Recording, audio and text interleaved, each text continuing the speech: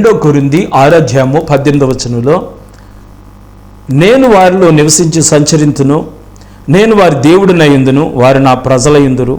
కావున మీరు వారి మధ్య నుండి బయలు వెడలి ప్రత్యేకముగా ఉండండి, అపవిత్రమైన దానిని ముట్టకుడని ప్రభు చెబుతున్నాడు. దేవునికి మహిమ కలుగునుగా. ప్రియులారా, ప్రభు నేను వారిలో నివసించి సంచరింతును అన్నాడు. సోదరి సహోదరుడా, ప్రభు నీలో ఉండాలని కోరుకుంటున్నాడు. నీ హృదయాన్ని దేవాలయంగా కోరుకుంటున్నాడు.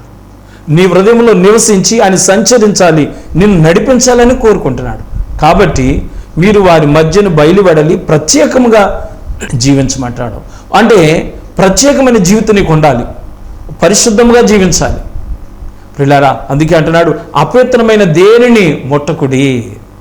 అపవిత్రంగా ఉన్న వాటిని, అపవిత్రమైన వాటిని ముట్టొద్దు అంటున్నాడు. ఎందుకంటే నేను మిమ్మల్ని చేర్చుకుంటాను అన్నాడు. నీలో ఉండి నిన్ను నడిపించాలని, నీకు క్షేమం, నీకు శాంతి, సమాధానం ఇవ్వాలని, నీ ద్వారా గొప్ప కార్యాలు దేవుడు చేయాలని ఇష్టపడుతున్నాడు. అందుకనే నువ్వు ప్రత్యేకంగా జీవించాలి, పరిశుద్ధంగా బ్రతకాలి. అపవిత్రమైనది ఏది కూడా ముట్టకుండా నువ్వు నిలబడితే, నువ్వు దేవుని కొరకు జీవిస్తే నీ పట్ల గొప్ప కార్యాలు ప్రభు చేయడానికి సిద్ధంగా ఉన్నాడని దేవుని పేరట మనం చేస్తాం.